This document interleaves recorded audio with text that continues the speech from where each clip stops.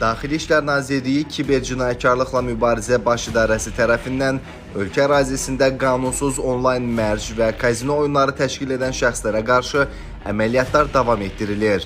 Kiberpolisin həyata keçirdiyi növbəti tədbirlərlə saxlanılan Məhərrəm Quliyev, Sənan Fərziyev və Hikmət Həsənovun ölkə ərazisində fəaliyyəti qadağan olunan XBet, Mosbet və Winpay platformaları vasitəsilə vətəndaşları qanunsuz mərc oyunlarına cəlb etdikləri müəyyən olunub.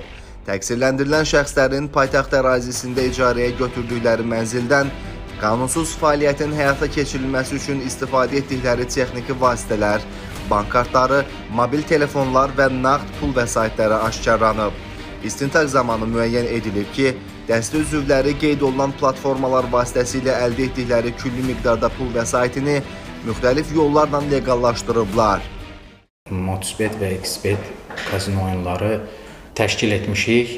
Bir XBet və Mosbet oyunlarını təşkil etmişik. Pulların nağdlaşdırılması hesabatları aparmışıq.